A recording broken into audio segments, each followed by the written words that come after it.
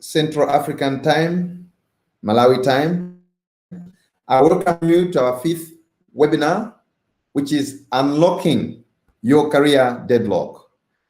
Congratulations for joining us, and I welcome you to this webinar. It's been some time since we last had one. I think the last webinar was around November last year. So it's good to be back and to be together here, especially that today we're joined by a guest speaker, Mr. Peter Mutete. And maybe Revelation, you can put him on so that he can just say hi to our viewers. And what we're going to do is, yeah, Mr. Mutete, you can greet our viewers.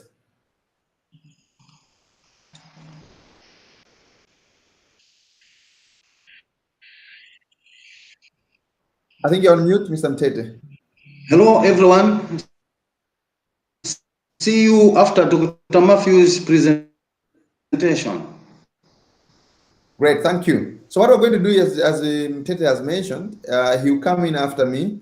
I'm going to speak and present for about 30 minutes or so. And then Mr. Mutete will also do another 30 minutes or so. And then there'll be 20 minutes for question and answer.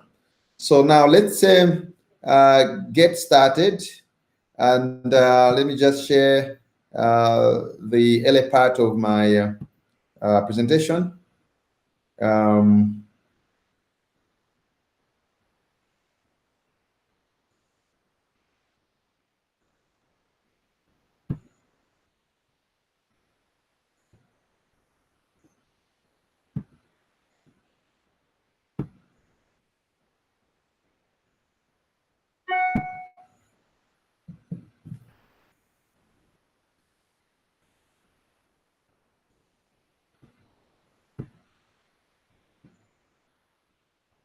Yeah, so in short, we're going to talk about how you can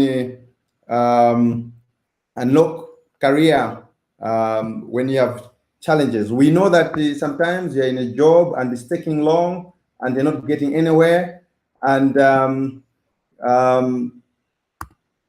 you're trying to get promotions, you can't get promotion, and sometimes maybe you're just frustrated and you want a different job, but jobs are not coming, and you just want to change. Now, how can you do that to change your job? This is what we're going to talk about here, so that you get the skills and know-how of getting around these challenges. Let me share the outline of our talk. So we're going to look, first of all, at the unacceptable career situation that we get from time to time. Then we're going to look at how you can create luck for your career. And then we're going to look at how you can create job in terms of the pull effect.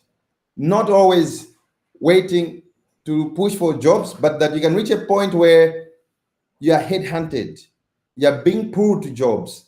And then fourth, we're going to look at what I call the T competence framework, which is going to look at how you go deep in certain skills and competences, and also how you go broad in certain skills. And then what about your fallback plans? And finally, we're going to look at the keys for unlocking your career deadlocks. So first of all, let's look at the unacceptable situations that we get from time to time. Maybe your career is stuck, literally stuck, where you literally see that you are not going anywhere. Or perhaps you've been moving, but for the last 6 years, you've not gotten any promotion, and we'll show this. Or indeed, you're having some motion in your career, but you're going nowhere. This is unacceptable, obviously, because it means you will not progress in your career. And as you're growing, there are more challenges, more responsibilities. Therefore, you need more resources. You need a promotion. You need more pay so that you can deal with your increasing challenges. Or perhaps you simply can't break into that next level in a career ladder. You need the know-how, the tools, and the framework that you can use to break into the next floor of your career. And then number 5 is where maybe, as we mentioned earlier on, maybe you're frustrated or demotivated. So let's look at this chart that I have here. As time progresses, up to about 2 years, you're on a learning curve.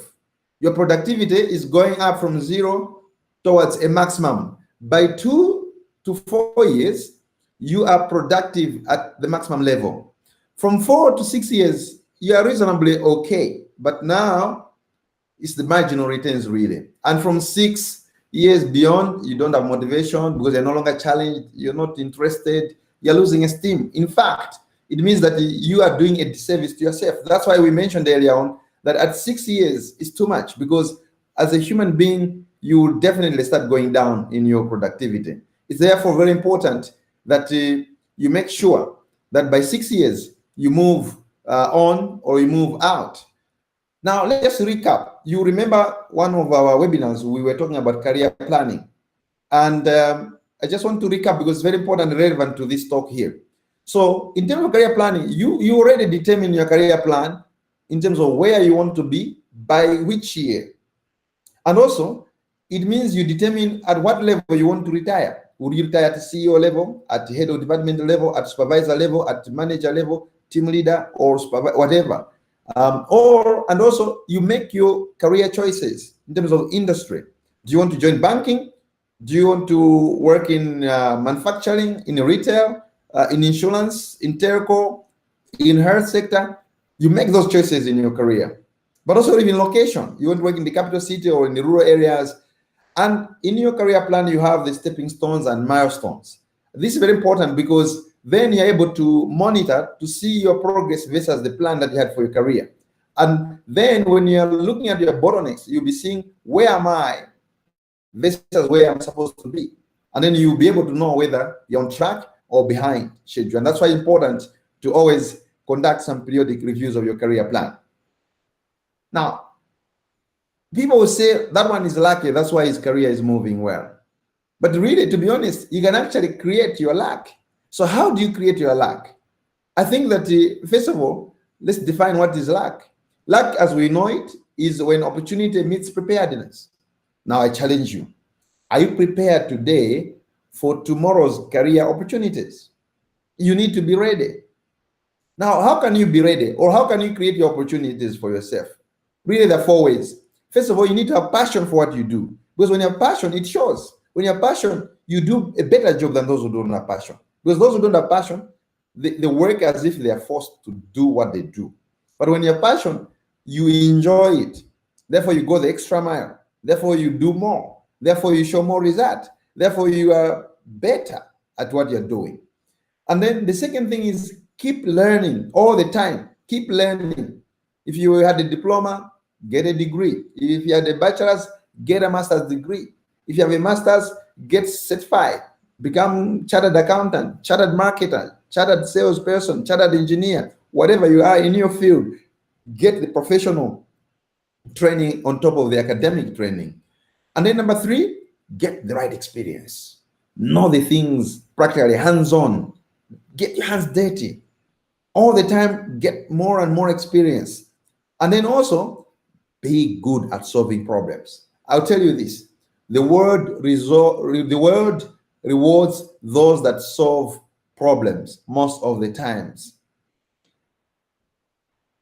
Now, I mentioned earlier about creating the pull effect. So how can you do that? What you want to be ultimately really is that you should not be pushing for jobs, but rather that jobs should come to you. You should be headhunted. And to do this, what you need is to be really good at your job. Because I'll tell you this, it's very interesting that out there, that so many people that want jobs, and there are only very few jobs, a handful of jobs. And yet when you talk to employers, they'll tell you that, we don't find the right people. There are no people out there, they'll say. So why don't you become one of the good people? Because employers are complaining there are no good people out there. So it means, therefore, that the chance is simple. If you become outstanding, you have the job. I've been on many, many interviewing panels. Rarely do you find that you have advertised for a job and you get 400, 500, even 800, 1,000 applications. Then HR team will shortlist maybe 20, and then the team that is recruiting will narrow it down to 5 or 6 people to be interviewed. I have never sat on a panel where out of the 1,500 that applied, eventually we get 5 people that are good enough for the job. It is anything between 0, 1, 2, and occasionally 3. I have been on panels where not even one made it. So you need to work hard to ensure that you become the best of the candidates who the employer is looking for. Because as we mentioned earlier on, the employers are looking for people they can employ, and yet there are no people out there. It means, therefore, you need to be a full package, not just good at your job, but also you should be able to have the skills that can enable you to find a job, skills that enable you to pass job interviews. Now, let's look at what I called the T framework. Now, the T framework, and I think I need to share this one. So let me just share the T framework. It's about how you build your skills, that your skills should be both in terms of depth and breadth. You want, in terms of depth, you want to be deep in something where you're a specialist. So for example, in marketing, maybe you're a specialist at revenue planning, but also on the breadth, you also know something about communication, brands and communication. You know something about sales. You know something about some of the products. And also beyond that, beyond marketing, you know something in sales, in HR, something in production, something in operations. Because if you're just a specialist only, it means you narrow your opportunities. So be deep in something that you choose as something that you are a specialist for, but also you have some general knowledge for certain things. When I was IT director at Airtel, I made sure that although I was a IT expert in the organization, but that in addition to that, I was following what is happening in marketing.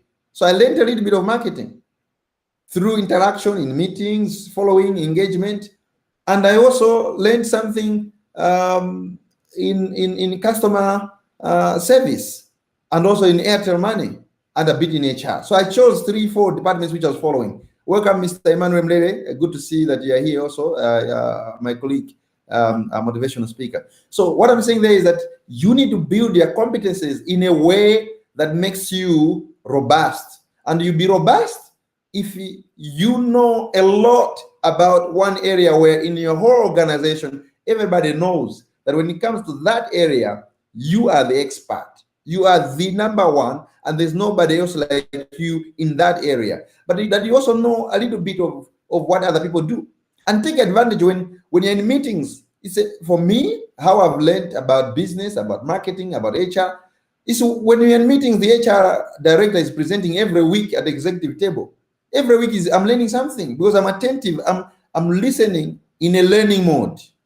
Many people go to meetings. Hi, brother, my uncle, good to see you here, Chief. Humbled.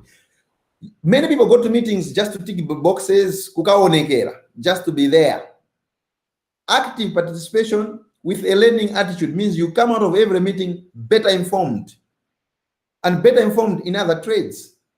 When I was at Airtel, within 3-4 years, I learned a lot about marketing, sales, HR, mobile money, and customer service, because I chose those as areas that I want to broaden my skills on.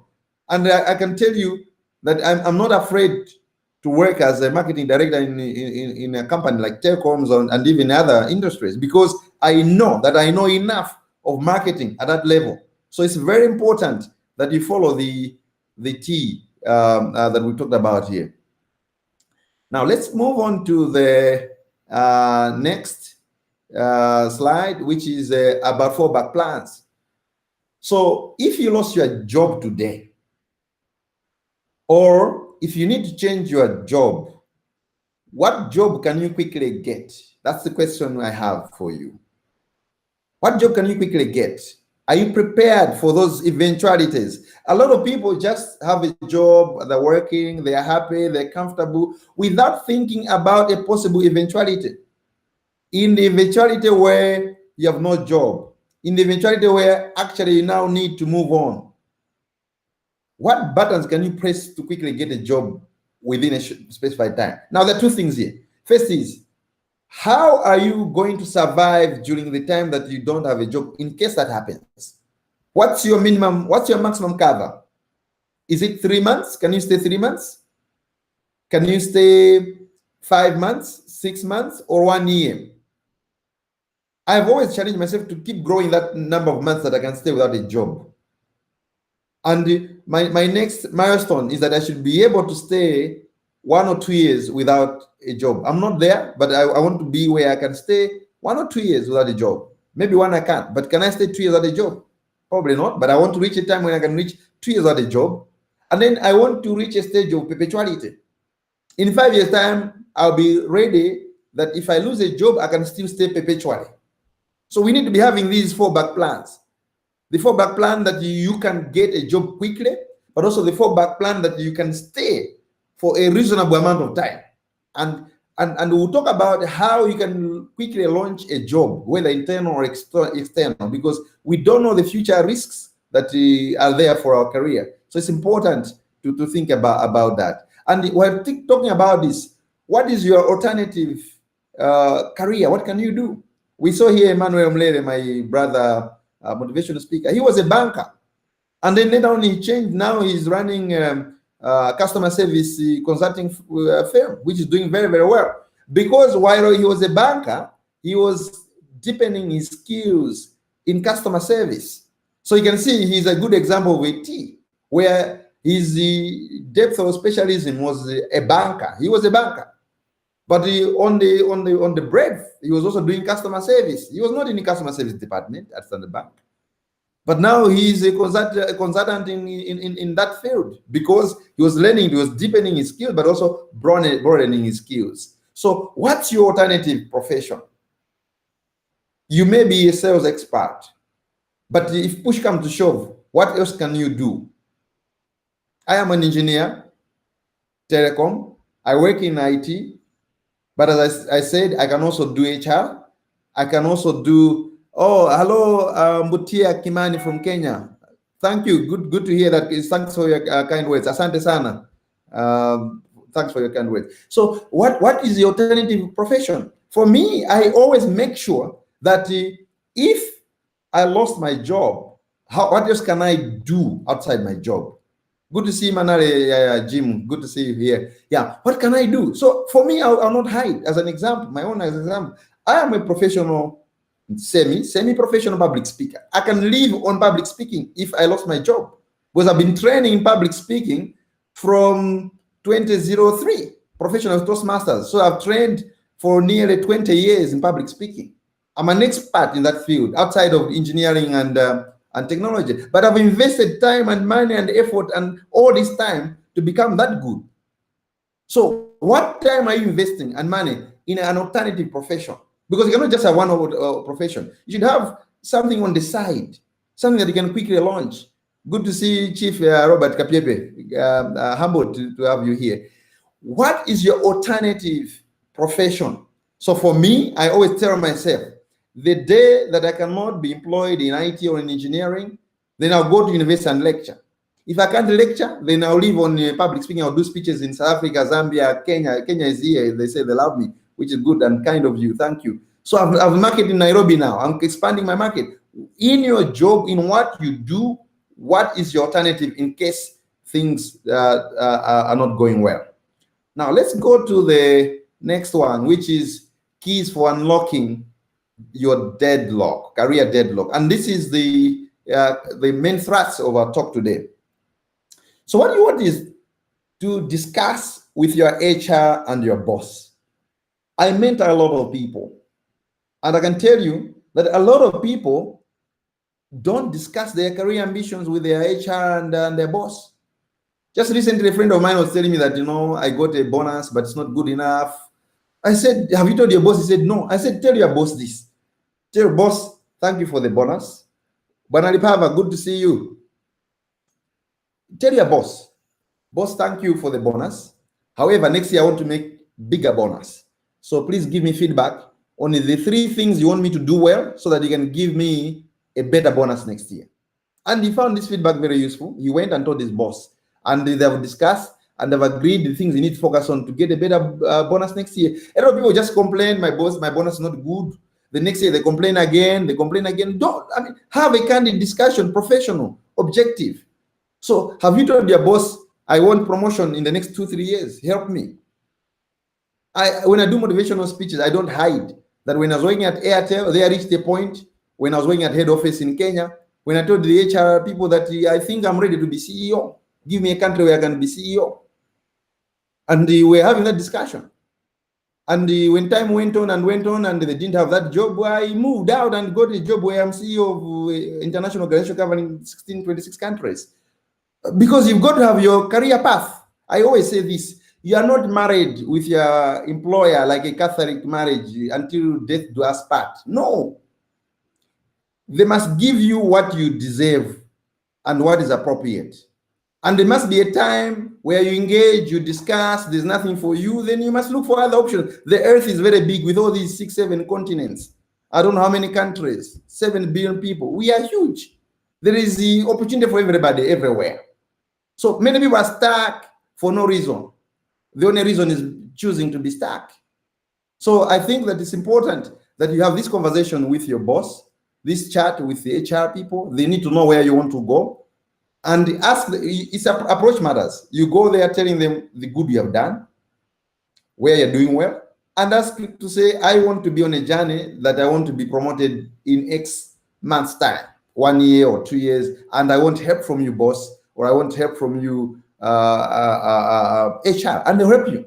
And then number 2 is that do consider switching jobs laterally, horizontally. You know, some people have done the same thing forever. You can move from, in marketing, maybe your brands and communication. You can move from there to now doing revenue planning, for example. Or you can move from there to go to sales in the same level job, or go to customer service. You become better. I know a friend who moved from sales to customer experience, and he used his sales experience to become the best person in customer experience within 6 months, because he brought his sales experience to not only help customers feel better and be treated better, served better, but he made customers spend also nicely without them feeling harmed. And the company made money from customer service department. And he was asked to explain what he was doing to other countries in his organization because he was good at that. So it's important that you do the same. You make sure that you are able to even go laterally because you enrich your job. I know another friend who is an accountant, and he took a lateral move where he went into marketing for 5 years. And when he came back to finance, he was promoted because now he knows the business much, much better than when he was just a pure accountant. This is an accountant who became a marketer for a good 3 to 5 years. This is thinking outside the box. Can you imagine in 4 or 5 years' time, when he wants to become a CEO, he'll be a very, very good candidate because out of the accountants in his department, he's the only one who knows the business so well because he took that lateral move. And then number 3 is combine jobs to enrich your job. You know, you find that sometimes somebody has left the company abruptly. They don't have anybody who can do the job. And if you know that actually I'm working 70% of the time, you probably can squeeze those 2. So you can say, I offer myself to act in position of that one, and I'll still do my job. Negotiate. You'll be seen to be somebody who is bringing solutions to the table. And that will put you in very good state. And then you work really hard. You find they say, actually, let's just combine the 2 jobs. And then they give you, I don't know, 50% salary rise. Or tomorrow they consider you for a bigger job. Or that you combine the 2, they may recruit somebody in that job and somebody in your job and make you head of both of those sections. So it's about seizing the opportunity when it arises. A lot of people just complain. Somebody leaves, they see there's a gap, they don't want to fill the gap. Fill the gap. Whenever there is work to be done and there's nobody do the work, that's a big opportunity to be seen. That's a big, big opportunity for you to expose yourself to opportunity. Thanks for your wonderful feedback, Tina Chimuzu. That's your opportunity for you to shine. I see a lot of people laid back. They think it's not my job. Or somebody's on leave, is working next door to you, and people need help. You know a little bit what he does. Why not help them or direct them? That's an opportunity for you to really shine, an opportunity for you to really go far. But also, you can create a job inside your organization. And here, I have a big example of a man called Tom Botts. Tom Botts was CEO of Shell Oil Exploration Production Europe, 10,000 staff when I was working there in 2005 to 2009. And we asked him to present to us young people then how to get to the top. And he told us a lot of things. But one of the things that was very remarkable to me is when Tom Botts told us that one time in Shell, his contract had expired and was looking for another job. There was no job. Then he asked for a table and a secretary, and he started thinking about the big problems that Shell was facing. And he picked one, and he wrote the proposal to the big bosses, asking if they would allow him to do a project in that space where he saw the problem. They allowed him. Within a year, that project had 300 people, impacting 10 countries. As they always say, the rest is history. But within 5 years or so, he was CEO of Shell Exploration Production Europe. I'm sure you're not surprised. I wasn't. And I learned a big lesson from him. That you may be jobless, but companies, organizations are never short of problems. You can always look for something that you want to do. You can always impact. When you solve problems, they will find you very useful and they cannot do without you. Brother Daniel Banda, habari yako in Kenya. Good to see you, my classmate. So you need to be a solution provider, not a problem maker. And when people are away, it's an opportunity for you to shine. Just be diplomatic, just be tactical. Now let's look at how you can create the keys for unlocking your deadlock. Number one, you need to develop powerful networks. And these networks is both internal and external. Because, I'll tell you what happens. I've seen situations where I was head of department and all heads are meeting and discussing opportunities on the table. And somebody suggests a name, but because that person was not respecting bosses of other departments, they say he has an attitude, or I don't support this. And people have lost opportunities made on that. Let me tell you this, you need to know company politics. At your company, your boss is your number one boss, and all bosses above you are your bosses. So you need to play your card right. You cannot just think you have one boss. Oh, Fidel, it's good to see you here, my brother. I'm good to see that even classmates are supporting me here. Excellent. So you need to support not just your boss. You need to respect not just your boss. Respect all the bosses above you, because you do not know the day you need them. In fact, I've seen on the opposite side where a boss in one department, in fact, the example of an accountant is a good one. This accountant got into marketing because the marketing head or director had liked this accountant. That was a major piece. The major piece is that the head of marketing liked this gentleman. It means that this gentleman was relating very well with the head of marketing. So any engagement that you have with people above you is a marketing opportunity for you. You are marketing yourself. How do you relate with them? How do you deliver? I see a lot of people who think that's not my boss, I don't care. You need to balance all these priorities, because it's very important, and one day it will pay for you. It means, therefore, you must have a good attitude all the time. Are you positively minded? Are you somebody who is difficult to deal with? You should always be somebody who is not difficult to deal with. And as I mentioned earlier on, always volunteer. When there's work to be done, be the first person to say, I am happy to do it. And then, quite importantly, what are you known for?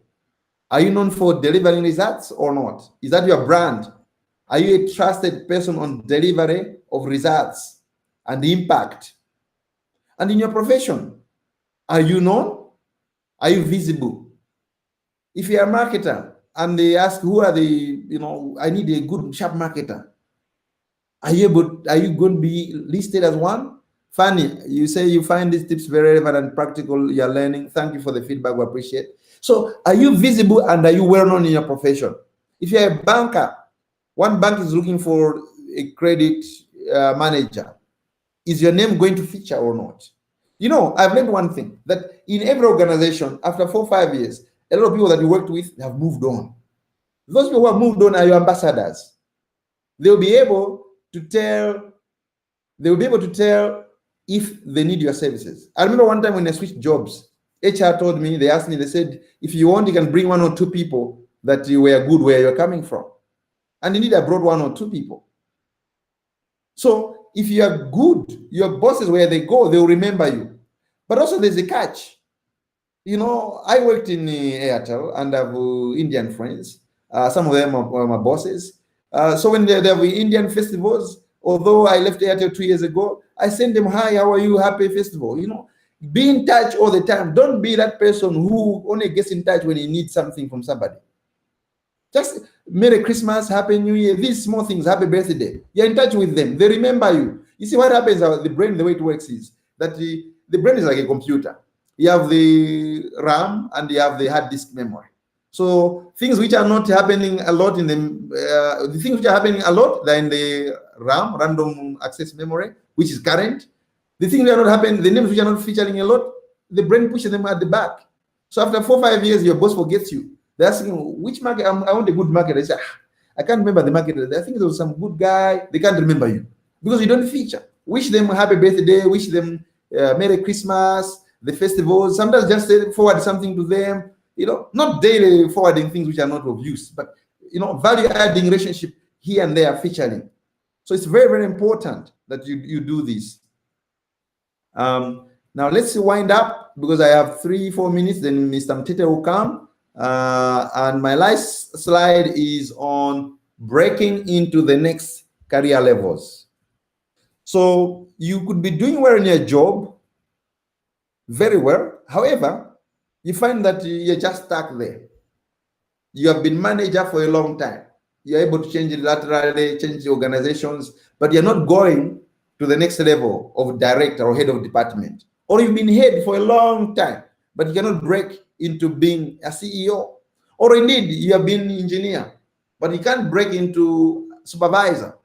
You have been an accountant, you can't break into supervisor. You've been supervisor for a long time, you can't break into manager. There's always these categories.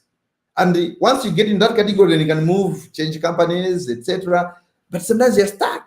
Now, what things can you do to break into the next level? I think the first one is that you must develop today the skills needed at the next level. Some people think just the count of number of years you operated, then you get the next level. No. What I do when I mentor people is I say, write down the skills that are needed in your current job. They write them down. Mark yourself out of 5 how good you are. Then now, quite importantly, list down the competencies for the next level. If you're a manager, the skills for the head of department. And then for each one of them, mark yourself against 5. How are you doing? And then those which are 4 or 5 out of 5, fine. But those which are 1 or 2 or 3 out of 5, let's now put action plan. Whether you go training, whether you join a project, whether you join a team where you can learn that, but there must be a way. Now, over 18 months, you'll be surprised. Within 2 years, you close all those.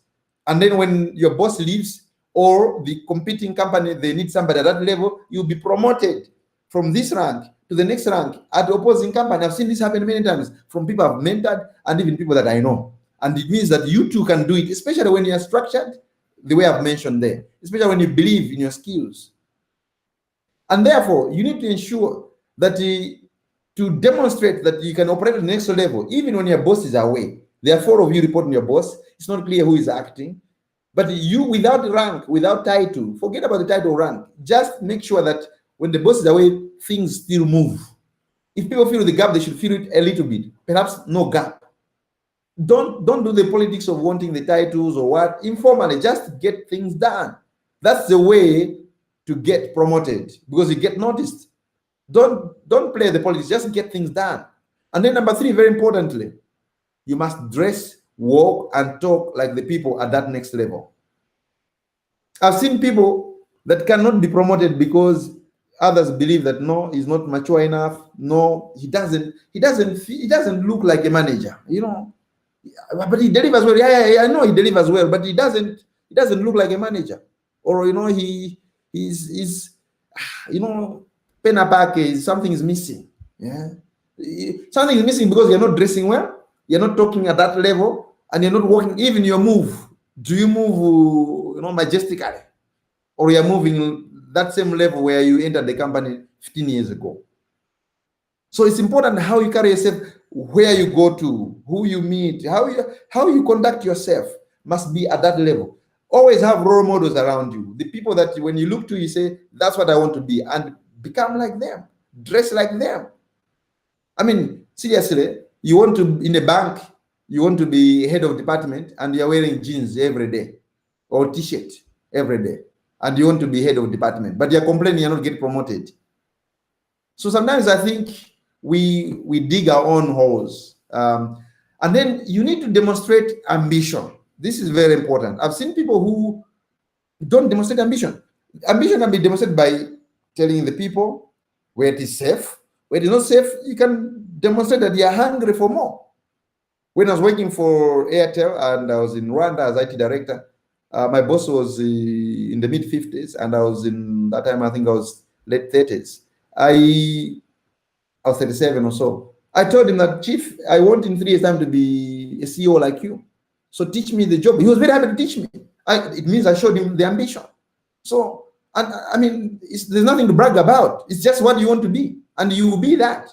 So it's important also to show what you want to be, because then they remember you. And I've seen people promoted because the bosses remember, because they know that that person wants one day to move on with their career. So it's important that you do that. And then we've already talked about maturity and having the right attitude, but also you need to demonstrate leadership. Are you showing vision? Are you showing direction? Are you getting things moving? And then finally, maybe it may be necessary to find a job at higher level in smaller organizations. In our local language, kuzitolera. Yeah, I did this. For example, I was working at Shell, and my career was moving well, but I wanted to move even faster. So I came to Malawi for a small entity compared to Shell, Maswitch, and I went at very, very high level as a very senior head of department at a very young age. And there I did well. That's when I moved into Airtel, which is an international company, as director.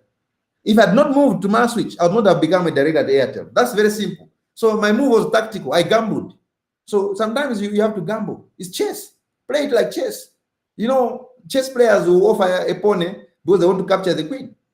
But you are hanging on to your ponies and you hope to get the queen. You will not. So I think this is important, and I will stop there for now, and we'll hand over to Mr. Mtete. Revelation will bring Mr. Mtete here. And thanks for your comments. I'll be reacting to the comments. I'll be back at about 10 past 8, where we'll now do the question and answer from 10 past 8 to 8:30. So Mr. Mtete will be now taking you through. And Revelation, you ready? All right. So I think Revelation will be connecting Mr. Mtete shortly. But as we mentioned, remember that the guiding principle is for you to have a career plan. Because when you have a career plan, you're able to track, to know whether you're on track or not, you're not on track. Many people don't have a career plan at all.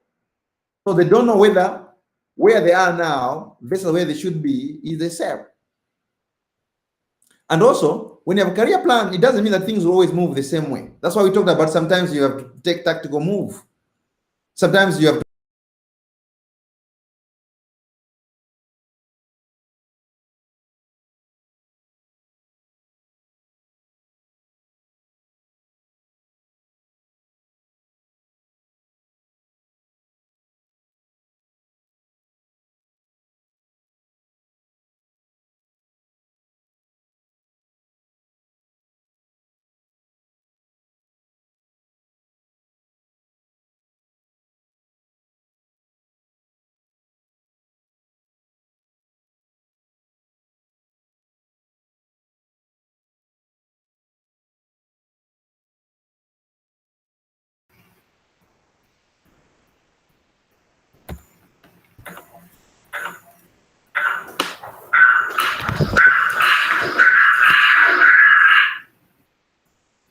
we have a bit of technical glitch.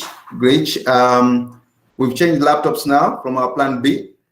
If you can hear me, show that you can hear me on the chat, please, because we've swapped laptops.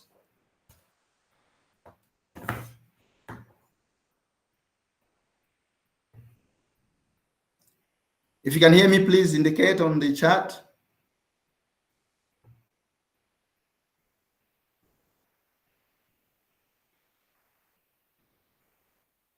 All right. So I was talking about career planning, that you need to create a career plan, because without career plan, you will not know whether you're on track, whether you are behind. And a lot of people do not have a career plan. And you want on your career plan, you want to have somebody that is helping you. You want a mentor and a coach. A lot of people do not have a coach or a mentor. I have seen people who were stuck for 6 years and then they came to me for mentoring. And within 18 months to 2 years, they got promotion.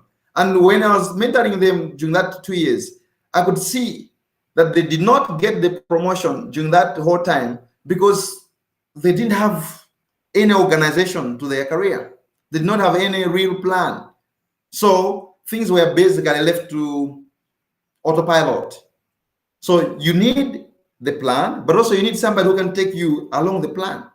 Now, how do you choose a mentor? You choose a mentor as somebody who Mtete is coming. You want to choose a mentor as somebody who knows more than you, has been there before you, and can solve problems for you, can guide you. And in addition to that, I think Mr. Mtete is ready now. So let's hand over to Mr. Mtete.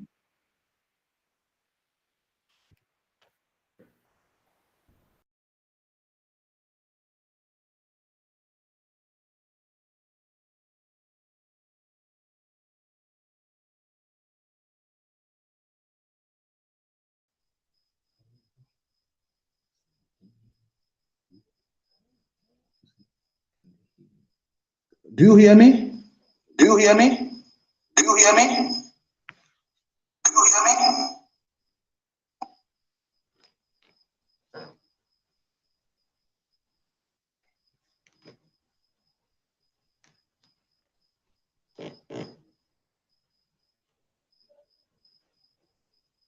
Okay, good. Yeah. Okay. Welcome, everyone. Matthews has mentioned about career planning. And you know that whenever you plan very well your career,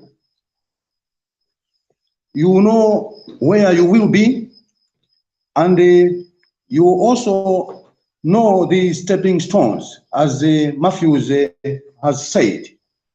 But I just wanted to let you know that the journey along the career path is unpredictable and leaves people angry and frustrated because it is governed by unwritten rules.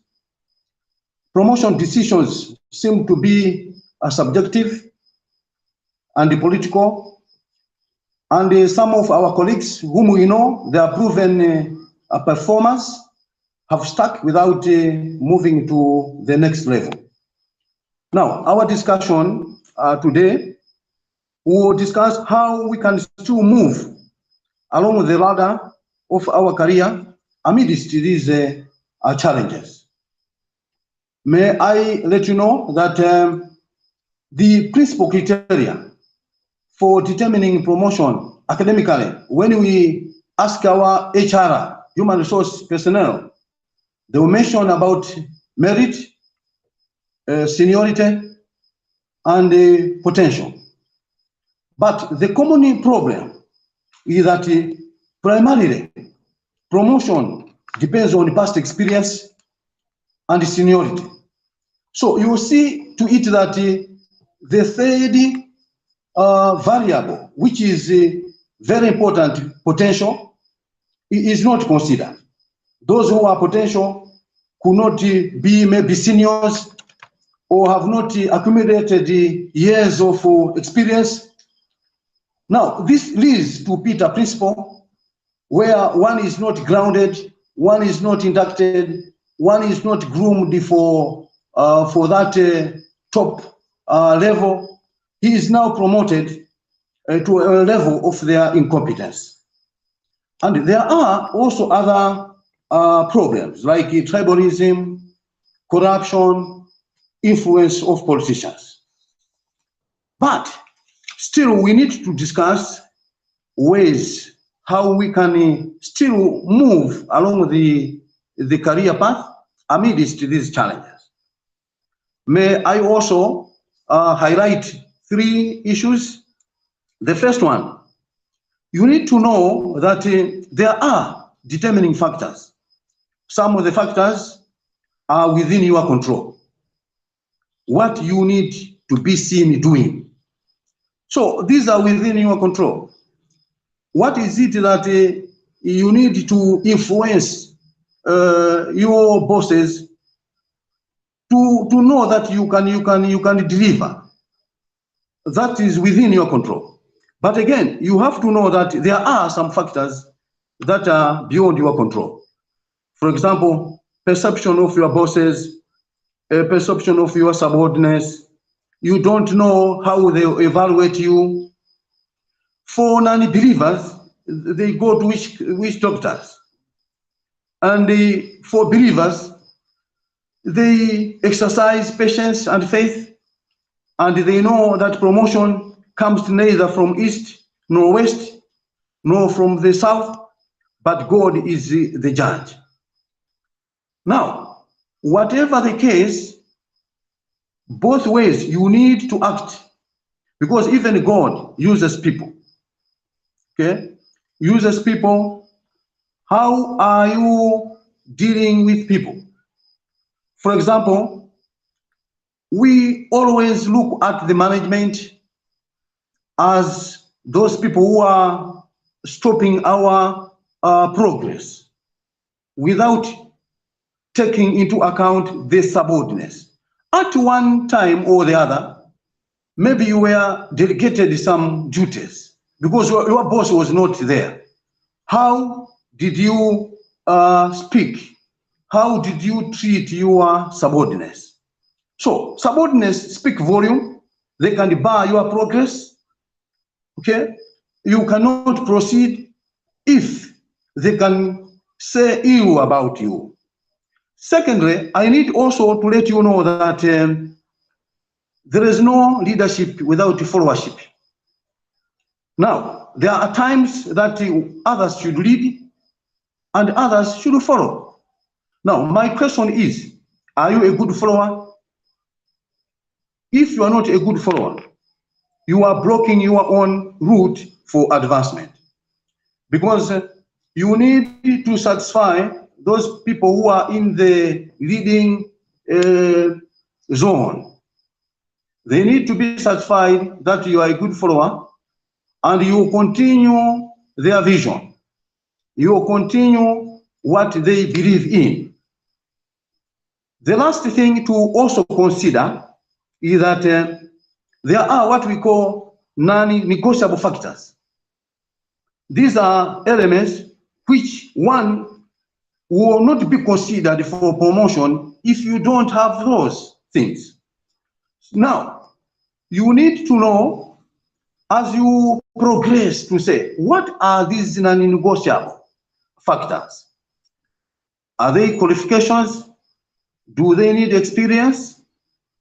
After you have known and you have acquired them, now you have moved to a zone of qualified candidates. And there is also another litmus paper, the selection factors.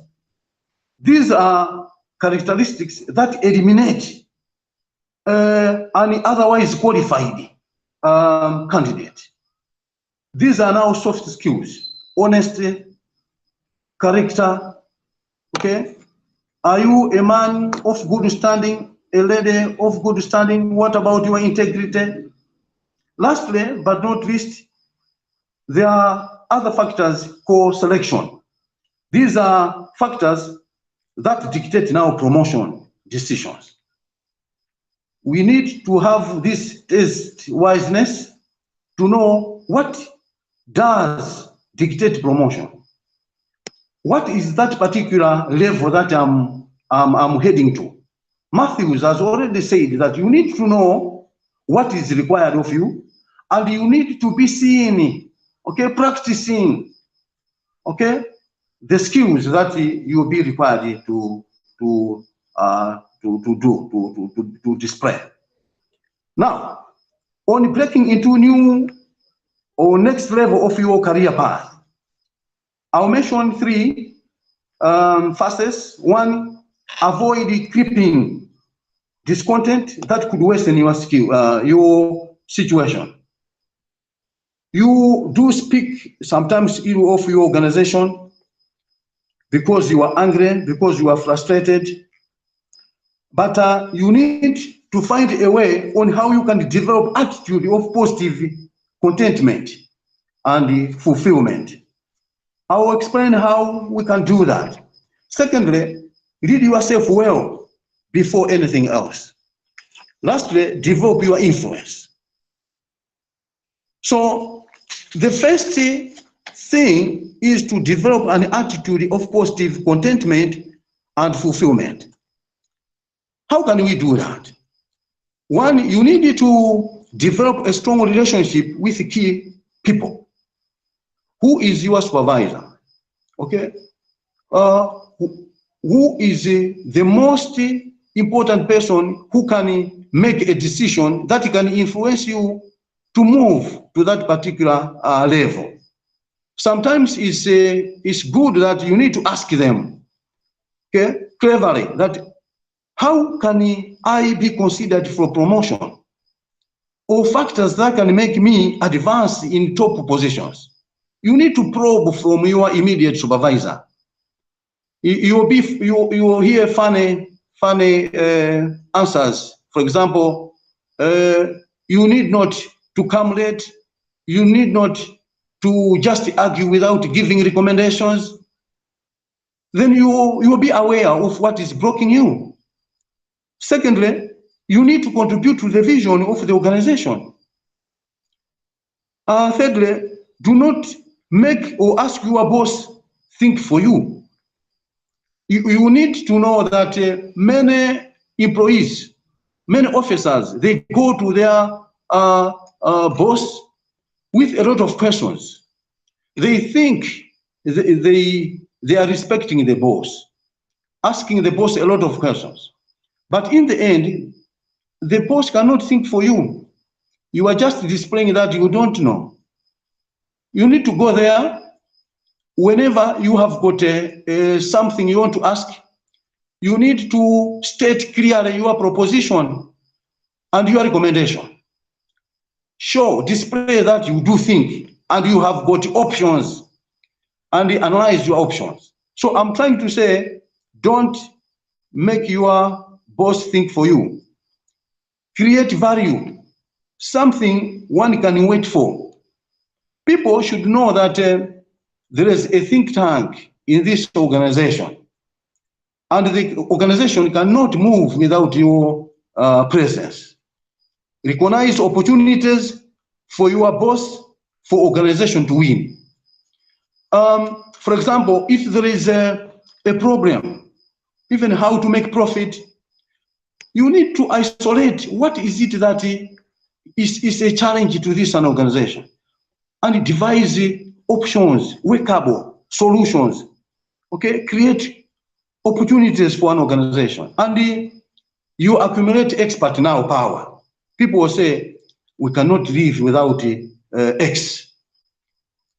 Again, lastly, stay away from office politics, politicking. Okay, politics is changing, aligning yourself to whoever has got power in that organization. Then you do change, you are not trustworthy. Okay, you need to avoid that. People who rely on politics, one, they depend on who they know. They don't depend on how they grow. Okay, you waste time having connected to somebody who is politicking so that you should seek favor, even though if you will be taken on board, but you are not yet groomed to that particular level. The gain will be temporary. So secondly, those people who rely on politics, okay, appear better than they are.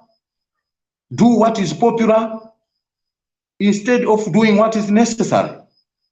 Okay, they let others control their destiny. But those people who rely on production, they work to control their own destiny. They grow into the next level. They don't hope to be given the next level. So for us, ladies and gentlemen, we should not let others control our destiny. We need not just to wait for somebody to take us to the next level. No, let us get grounded to what we know. Let us be expert of what we do. And people automatically know that this next level, there will be none other than Mr. X. And again, I want to mention about disadvantages of relying on politics. Values and skills are secondary. You don't want to learn. You cannot even pay for capacity building. Okay, you don't know the importance of skills. It's secondary to your mission. You betray the trust of others. Okay, if you are politicking because you are not trustworthy. Now, stop politics, avoid gossiping, stay away from petty arguments, and stand up for what is right. Look at all sides of issues. Think outside the box. To think outside the box, you need to know what is inside the box. Then think outside the box. And even thinking outside the box and even take away the box, you can think beyond the box now. Lastly, lead yourself well before anything else. How can you do that? Manage yourself. If you are failing to control your own life, I think, how can people depend on you? Learn to make better choices, okay? Better decisions. You need to know that decision, it is a process. It's not an event. And I can say on managing yourself, how can you manage yourself? Manage your emotions. Your boss may frustrate you. However, you should not lose temper because it will not work very well with you. It will work against you. Manage your time, set deadlines, manage your priorities, manage your energy, manage your thinking. Business, if just be busy always is an enemy of good thinking. Spare time for reflecting what you are proposing, what you are projecting. Okay, reflecting on your future. What are the steps? Are you within the plan or outside the plan? Manage your ways. Always show what you can do. Don't just tell people what you can do. Show what you have done. Okay? Always give reports. In giving reports, you display how competent you are. So don't just tell people what you can do, but show what you have done. And on making better decisions, I've already said that. Invest your power in others. See yourself as an agent of change. Okay? That is again very, very important. Develop and maintain a great attitude. You know, even patience. You need to have patience, because patience gives you time to learn and to practice and to gain experience. Patience. Concentrate more on your duties than your dreams. Okay? You need to know your current position very well. Display that you are competent, and you need to find satisfaction in your accomplishment. Money is not just a motivator. If you accomplish something, you need to celebrate it. And Avoid self-promotion. Always me first. I have to move up. No, others first. Build up, share information, give credit where it is due, and people will say, here is a man to depend on. Here is a person who can accept responsibilities and he can lead us.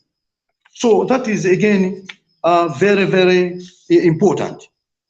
According to John Maxwell, I quote, if you take care to do what you need to do and do it well, you will stand out and you will put yourself in a position to start developing your influence. But as you develop your influence, use your influence to help others. Use your influence to build others so that others will be happy, because when they will be with you, they will gain what they want. And I can just share, how can you develop your influence? Start from where you are, grow on the current level, and learn all you can so that you will be better at the next level. So greater responsibilities come only after handling smaller ones. Because if you cannot display competence in your current responsibilities, people will say, how can this one, how can you show competence in a next level, which is the senior level? Your track record is very, very important. Have qualities of influencer. For example, your integrity, good at listening, your understanding, enlarging, help others become bigger, empowering, gives them the power to lead. Okay? So when you display this trait or these characteristics, people will depend on you and will take you as an expert and will take you as their leader because you have influenced them. In conclusion, what I've just mentioned is that obviously the route to the career path, one, is within your control. Even if it is not within your control, but you can influence the decision makers to say, here is an expert who can lead the institutions. And whatever problems, don't give up. I can quote Matthew 11, verse 12. Since the time of John the Baptist until now, the kingdom of God suffers violence, and the violent take it by force. So only those people who will claim their rights and compete with others will finally attain their goals. It's not what happens, it's what you do. You do what with what you have been given. That counts very much. Respect everyone. You don't know whoever is capable to stop, whoever is capable to act like an elephant along your career path. And avoid bad company. Do not be misled. Bad company corrupts good character. And he who walks with the wise grows wise. But a companion of fools suffers harm. Maybe that's why I always cling to walk with Matthews, because he's wise. And I know as a disciple, I'm being groomed to assume the responsibilities of Matthews. I thank you very much. You need to be the change that you'd like to see. You haven't gone far because of yourself. Okay? Connect yourself to those people who matter. Okay? Yes, I thank you very much for listening. Thank you, Mr. Mtete. Stay there. Yeah, thank you so much for your presentation. I was following the comments. You enjoy them later, but in short, Many are liking what you shared. Many are really liked, especially when you talked about don't make your boss think for you. And also, I love personally when you talk about you must think outside the box. But to think outside the box, you must know what is inside the box. Professor Damson Mula, I see your question there. You're saying Mr. Mtete says the perceptions of your subordinates and bosses are out of your control. Is there no way of influencing these perceptions? So maybe the question and answer session we're starting now. Let's start with the big question from Professor Mula. Mr. Mtete, maybe you can take a dig on this one. He's saying, Professor Mula says, you have said perceptions of your subordinates and bosses are out of your control.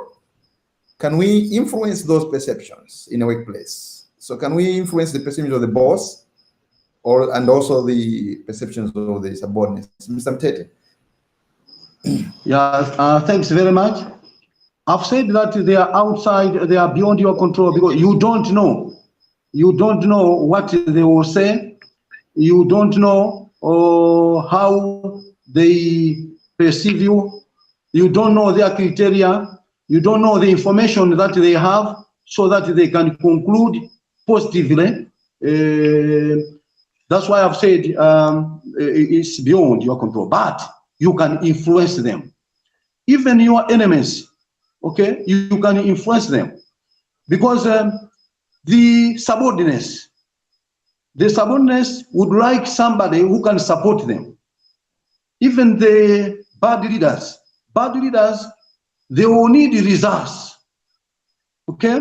Now, if you align your arguments for the attainment of organization results, then obviously you are influencing them. Out of 10, maybe 5 were negative, but as you move, you'll see that there are 3, 2, 1, then obviously you are on it. So the answer is that you can influence them.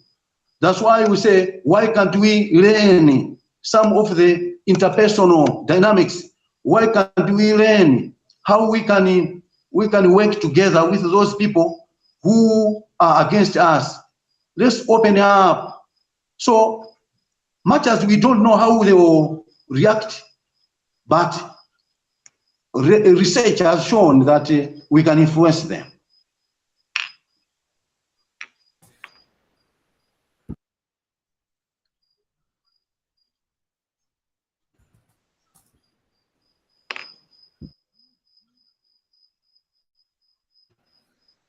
Thank you, Mr. Mtete, for that answer.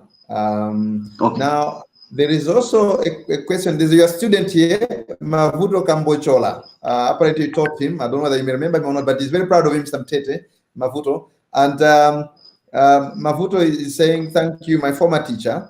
And this takes me to a question that has come from Tina Chimuzu. And happy birthday to your husband, Tina. So Tina is an architect, and Tina says, I talked about lateral movement, but she's saying she thinks that lateral movements in jobs are easy for people in administrative jobs compared to those who are technical, who have technical background. I don't know whether you remember or not, but Mr. Mtete, Mavuto. Can you come again? Doc, can you come again? Tina is saying that she thinks lateral movement is easier for people who are in administrative jobs compared to those who are in technical jobs like engineering and architecture. Like in her case, she's an architect. Now, yes. Mavuto has said, thank you, my teacher. And I know that you started your career, Mr. Mtete, as a mathematics teacher, which is a technical field. And now I know that you have a master's in public administration. And in fact, for the benefit of our viewers, Mr. Mtete is acting director for Staff Development Institute at Mpemba. He's at the level of, I think, director level, quite senior in government, very, very senior. So maybe when he comes back online, is he online? You can take the question. Yeah, Mr. Mtete, could you take a first dig on this? Then I'll also come in on how people from technical background like you and me can go into other lateral jobs, like even in management and lateral moves. You are a good example because you're a mathematics teacher, but now you're a director, and you have masters in public administration. Over to you, Mr. Mtete. Okay, thanks very much. It is possible. As I said, I majored in mathematics, and I was once the head teacher for secondary school. I moved on to administration. Now, the magic is that in sciences, my teacher once told me that if you are a scientist, you can do anything on earth. Okay, so I was proud of that, because if you are a scientist, then you got credit in English, then you can do whatever. That was also a motivator to me. Secondly, even though I was a science teacher or head of science department, whenever there was a problem at an organization, I could come in and help the administration to make things move.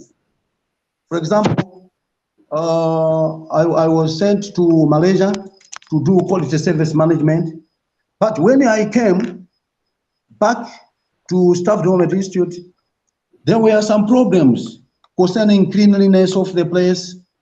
I did not say that I'm a lecturer, then I cannot contribute to how we can make the institution better again. I had to work together with the administration, and I devised ways how we can make the place clean, and again, how we can make officers have good etiquette, okay, character building. Then I was rewarded, because when they wanted the finance and the administration officer, with my CV, with practical experiences on how I handle the issues concerning the institution, obviously I can say happily I outclassed other people, though I was from science department. So I can say, please don't limit yourself, okay? As we grow up the ladder of management skills, is from technical skill. The higher you go, the little technical skills will be used, and the more conceptual skills now will be available, will be needed, because you need to make decisions. So whether you are in the science department, but know that within the science department, within the technical department, there are ladders, there are supervisors within the technical.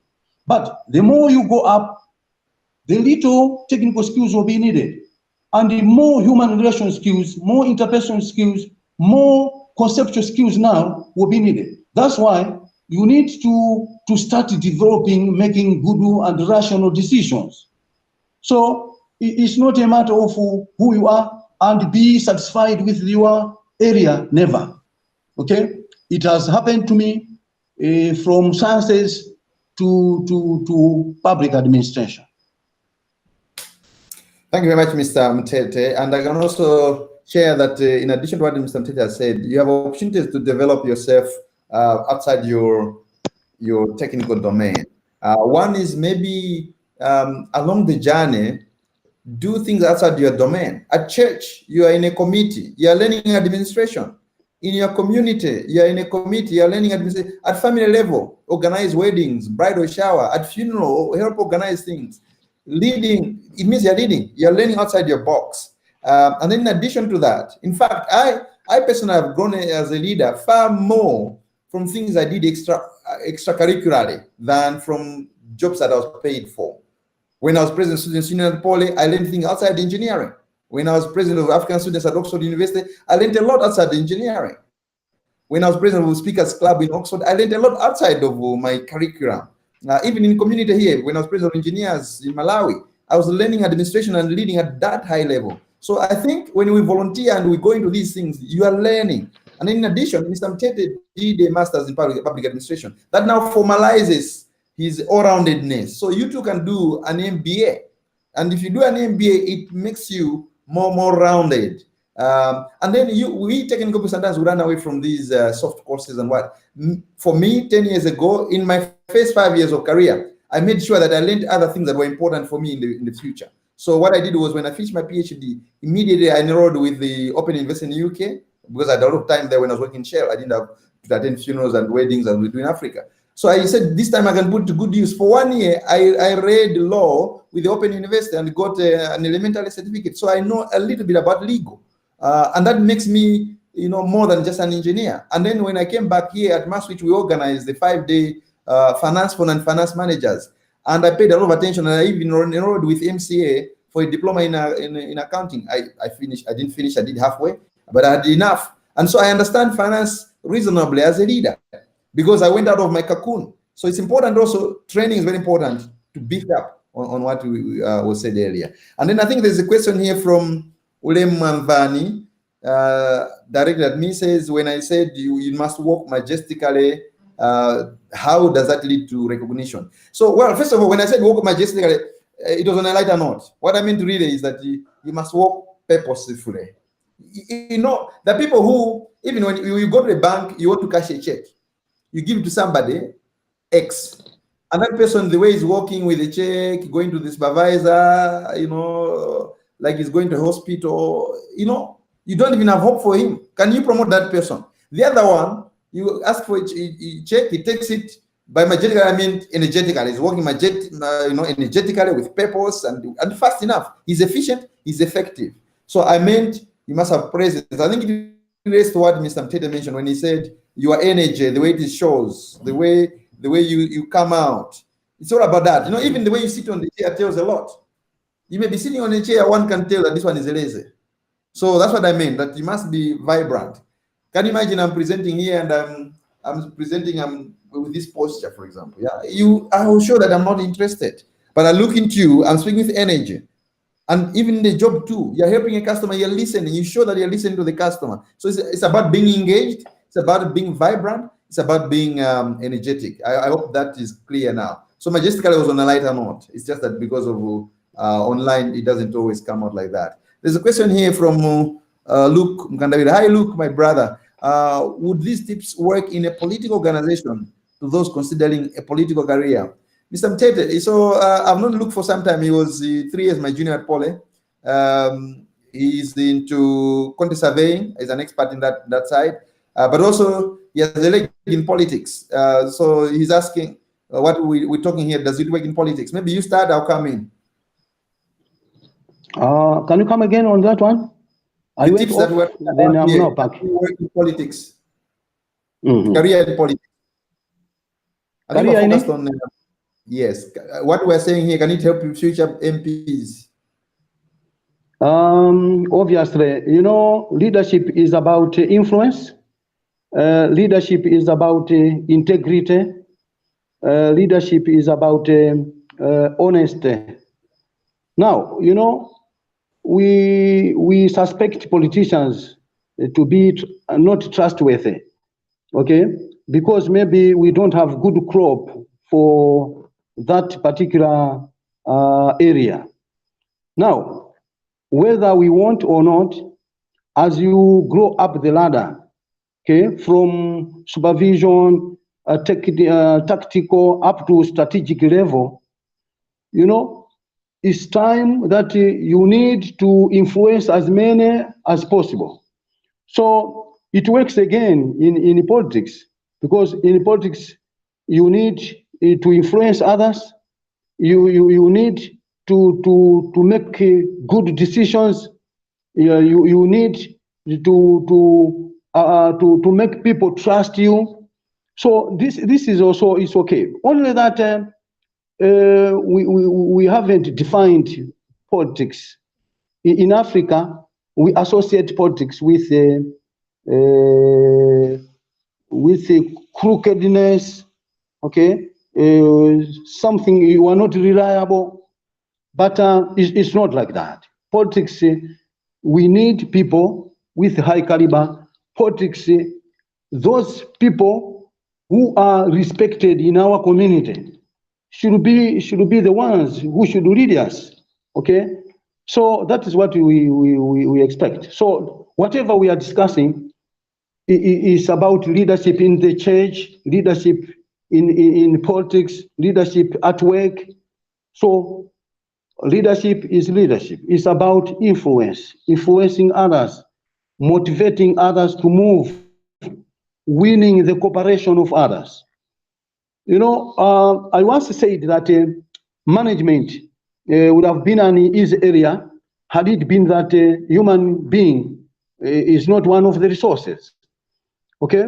Because human being is unpredictable, then makes management to be very, very, very difficult. But with the leadership skills, with the people skills, okay, you can know what motivates people, okay? Then it will be very easy to make them work, to make them exert their efforts towards the attainment of organization goal.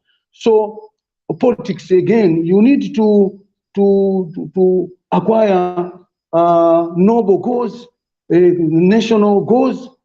How can you coax people with different backgrounds to exert their efforts towards the achievement of the national agenda? So it's true, this is again practicable, okay? We can apply this in politics. Thank you, Doc. Thank you. So there's a question there. How can they get the other webinars? They are on my Facebook page. You find the webinars there. We have 9 minutes. There's 2 questions which we need to deal with. Then we may be winding up. If there's any burning question, you can ask now because we have 2 questions on the table here. There is a question here from Roger Sula. How do you win cooperation in the face of racism and nepotism? How do we tackle that? Okay. Maybe Mr. Mchete, you can take that one because I'll take the next one. Yeah. How can you win in the presence of nepotism? Nepotism is a sin. Nepotism, tribalism, we should not accept that. But how can we do that? One, fairness, okay? Fairness, if you are fair. Secondly, accountable, okay? You need to be accountable, transparent. You need to be transparent, okay?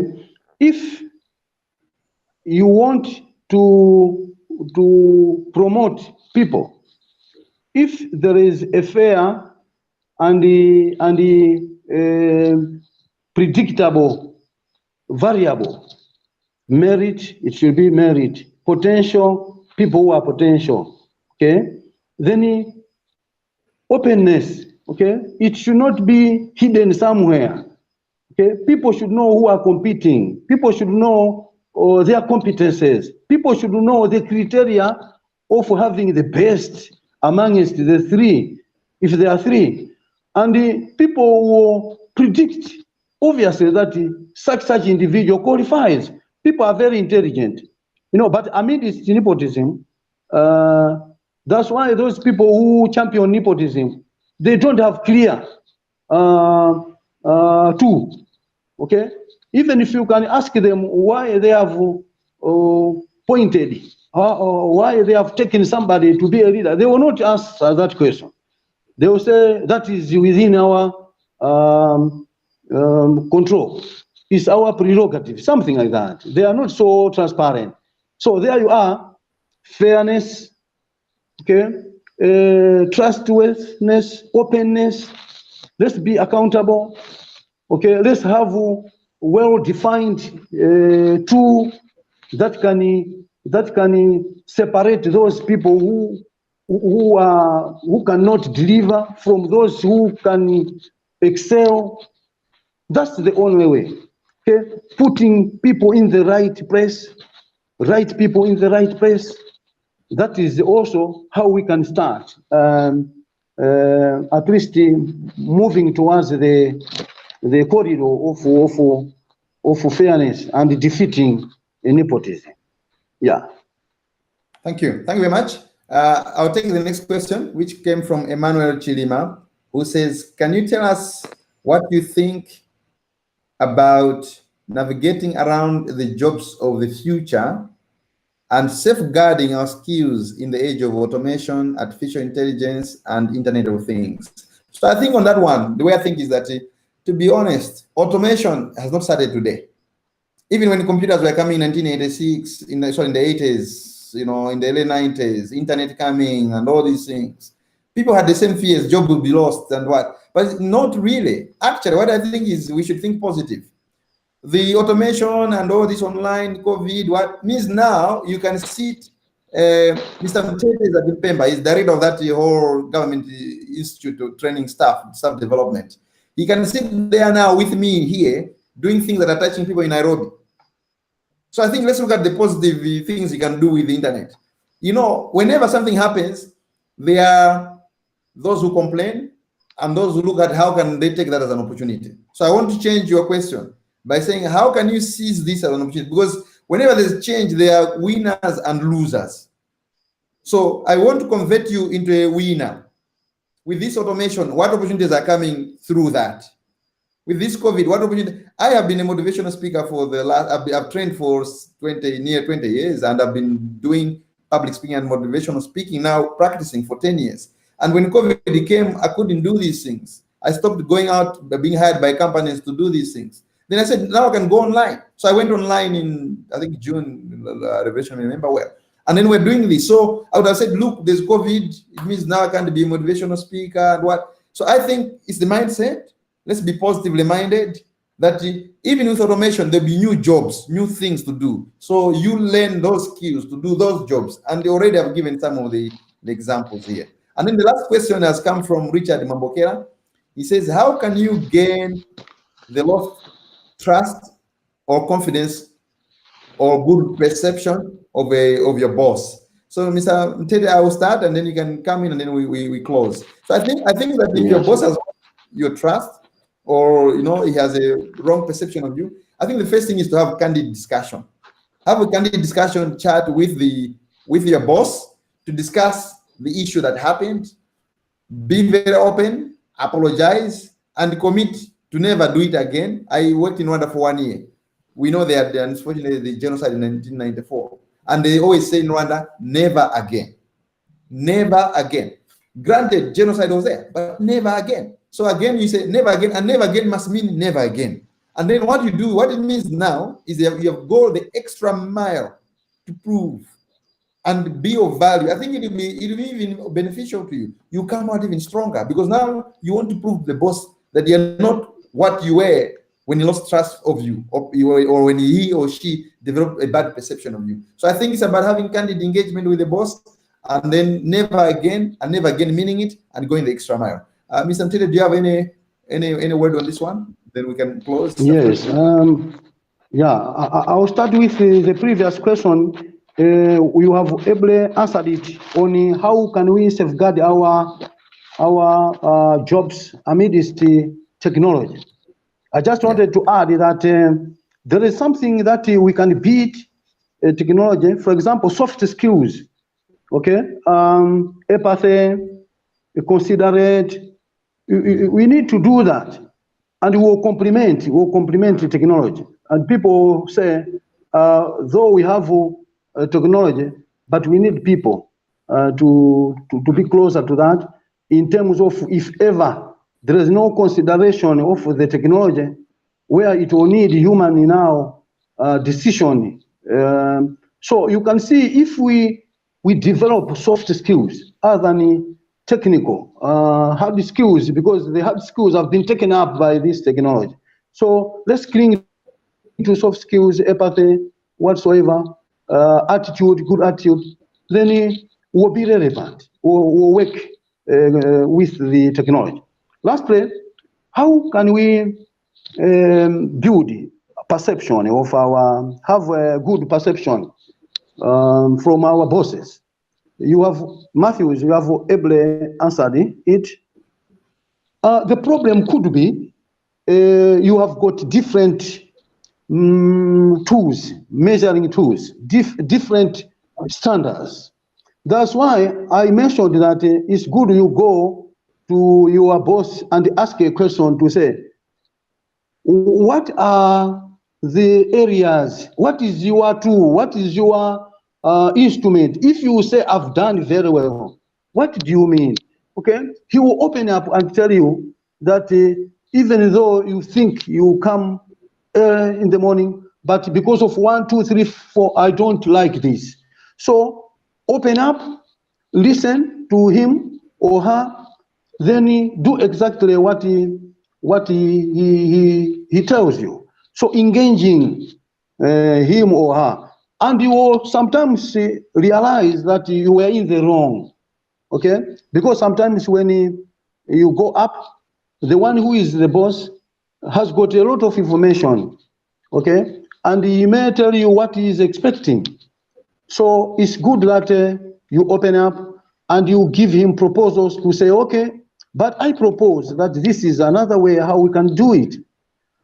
Now, lastly, if you are rejected, those people who are rejected, but they give constructive decisions, they will be needed whenever the bosses have used their own methodologies. When they have goofed, they'll go back to you and say, can you come forth and tell us what you thought? So why not if sometimes you have said something, but it's not taken on board? Those people who are leaders, those people who are very, very good at decision making, they are taken on board in the last minutes, because you know bosses, they think they have got wisdom. Let them do whatever, but create discrepancies. Okay, tell them that if you continue doing A, B, C, D, what will follow will be X, Y, Z. And when you have projected very well, and whatever happens, it is exactly what you said, then you will be taken as now an expert in that area. So thanks very much. Engagement, as Matthews has said, is very, very important.